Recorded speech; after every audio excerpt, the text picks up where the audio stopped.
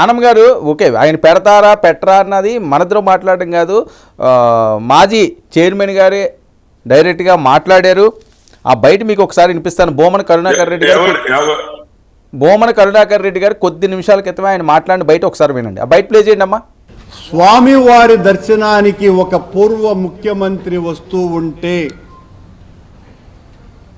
స్వామివారి పట్ల అనన్య భక్తి విశ్వాసాలు కలిగినటువంటి ఒక పూర్వ ముఖ్యమంత్రి స్వామివారి పట్ల భక్తిని చాటుకోవటానికి వస్తూ ఉంటే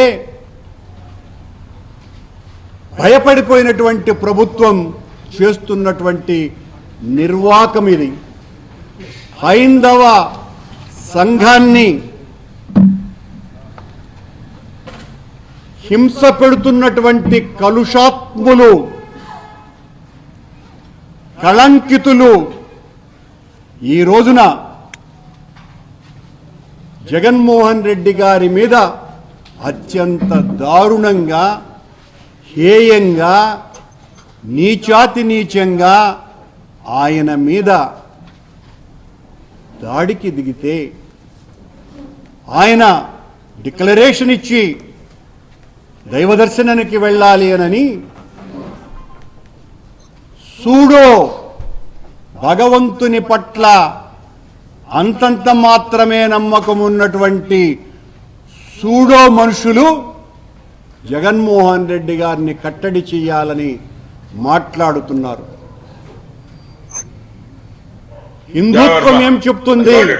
ఒక్క నిమిషం. భగవంతుని పట్ల భక్తితో ఎవ్వరు వచ్చినా, ప్రపంచవ్యాప్తంగా ఉన్నటువంటి గుళ్లకు ఎవ్వరు వచ్చినా సాదర స్వాగతం పలుకుతుంది భారతీయ సనాతన ధర్మం. ఆ ధర్మానికి విరుద్ధంగా ప్రవర్తించటమే కాకుండా 5 సంవత్సరాల పాటు ముఖ్యమంత్రిగా స్వామివారికి పట్టు వస్త్రాలనే బహూకరించినటువంటి ముఖ్యమంత్రిని మీకు భయం? రైట్, ఇదండి. యా, వెరీ గుడ్ అండి. ఈయన సనాతన ధర్మం స్పెషలిస్టా? వర్మ గారు, ఈయన కూతురు పెళ్లి ఏ దీంట్లో జరిగింది వర్మ గారు? భూమ కరుణాకర్ రెడ్డి కూతురు పెళ్లి ఏ దాంట్లో, ఏ పద్ధతి ప్రకారం జరిగింది ఒక్కసారి ఆయన చెప్పమనండి. ఇప్పుడు ఆయన సనాతన ధర్మం గురించి, హైందవ దీని గురించి ఏందేందో మాట్లాడుతున్నారు. పిచ్చి అనుకున్నారా? ఆయన కూతురు పెళ్ళే క్రిస్టియన్ మ్యారేజ్ జరిగింది కాదంటాడా?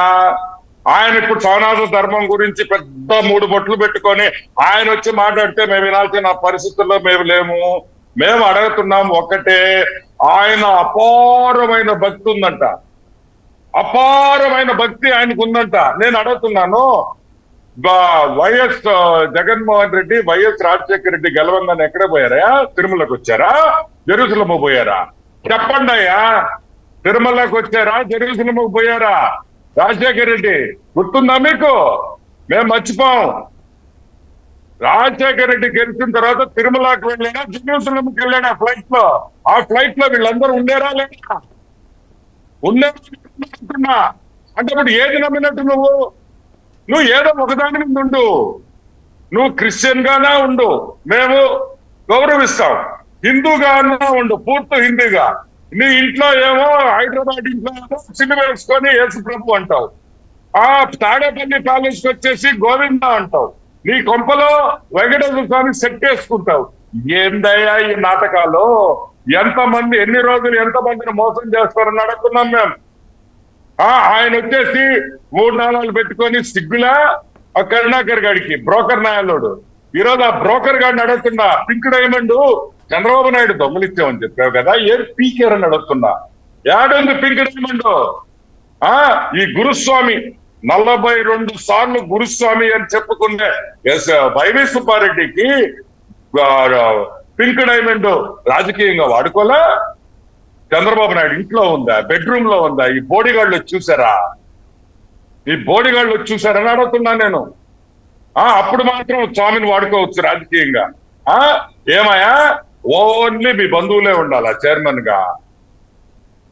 మీ బంధువులే ఉండాలా చైర్మన్ గా? 1350 కోట్ల రూపాయలు ఈ బ్రోకర్ భూమా కరుణాకర్ రెడ్డి బడ్జెట్ లో లేకపోయినా కొడుకు గెలుపు కోసం 350 కోట్ల రూపాయలు తిరుపతికి శాంక్షన్ చేయించుకున్నాడు.